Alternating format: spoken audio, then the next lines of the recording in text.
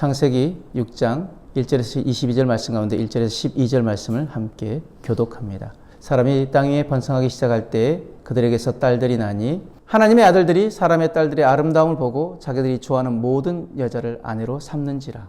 여호와께서 이르시되 나의 영이 영원히 사람과 함께하지 아니하리니 이는 그들이 육신이 됨이라. 그러나 그들의 날은 120년이 되리라 하시니라. 당시에 땅에는 네피림이 있었고 그 외에도 하나님의 아들들이 사람의 딸들에게로 들어와 자식을 낳았으니 그들은 용사라 고대의 명성이 있는 사람들이었더라.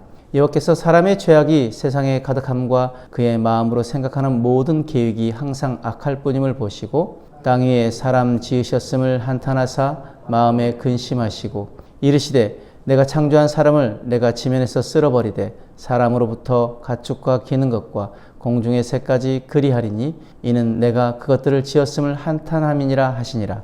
그러나 노아는 여호와께 은혜를 입었더라. 이것이 노아의 족본이라. 노아는 의인이요 당대의 완전한 자라. 그는 하나님과 동행하였으며 세 아들을 낳았으니 셈과 함과 야벳이라. 그때 온 땅이 하나님 앞에 부패하여 포악함이 땅에 가득한지라. 하나님이 보신즉 땅이 부패하였으니 이는 땅에서 모든 혈육 있는 자의 행위가 부패함이었더라. 여러분은 무엇을 할 때 가장 행복하십니까? 그런데 더 중요한 질문이 있습니다. 그때 하나님도 기뻐하십니까?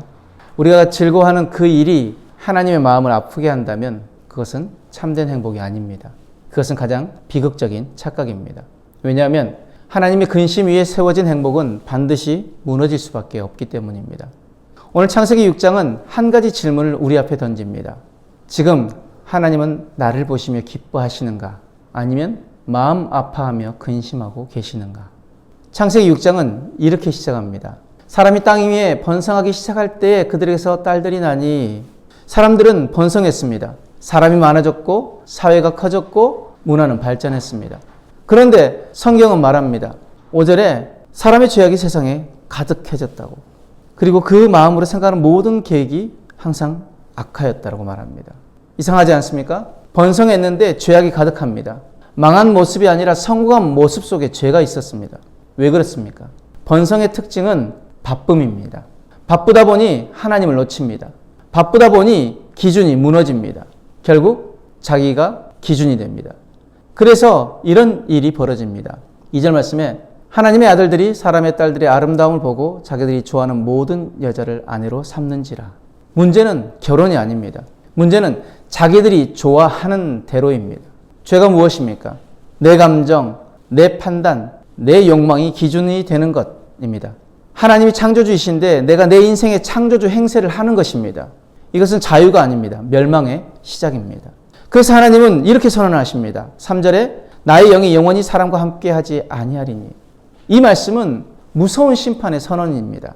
하나님이 징계하신다는 말보다 더 무서운 말은 내가 너와 함께하지 않겠다라는 말입니다. 그래서 다윗이 우리 아내 밧세바를 범하고 나서 나단 선지자의 책망을 받고 나서 다윗이 하나님 앞에 간절하게 구한 것이 무엇이었습니까? 주의 성령을 제게서 거둬가지 말아달라고 구합니다.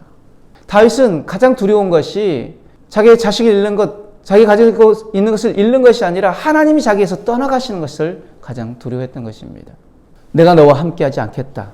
여러분, 이 말이 징계보다 더 무서운 말이라는 것을 다시 한번 우리는 기억해야 합니다. 그리고 성경은 이렇게 말합니다. 6절 말씀에 땅 위에 사람 지으셨음을 한탄하사 마음에 근심하시고. 하나님이 실패해서 근심하신 것이 아닙니다. 사람이 사람답게 살지 않았기 때문에 근심하신 것입니다. 하나님은 시기하시는 분이 아니십니다. 하나님은 높아심으로 간섭하시는 분도 아니십니다. 하나님이 근심하신 이유는 단 하나입니다. 그들이 지금 잘 살고 있다고 착각하면서 실상은 가장 처참하게 망해가고 있었기 때문입니다. 그 시대에 유명한 사람들이 있었습니다. 4절 말씀 보면 당시 땅에는 네피림이 있었고 그리고 그들은 용사라 고대의 명성이 있는 사람들이었더라. 명성이 있는 사람들, 능력 있는 사람들, 세상이 인정하는 영웅들. 그러나 홍수가 왔을 때 그들은 단 한 사람도 살리지 못했습니다. 그때 드러났습니다. 진짜 영웅은 누구였는지. 8절 말씀에 그러나 노아는 여호와께 은혜를 입었더라. 그리고 9절에 그는 하나님과 동행하였으며. 노아는 유명하지 않았습니다. 노아는 번성하지도 않았습니다. 그러나 그는 하나님의 마음을 기쁘게 한 사람이었습니다.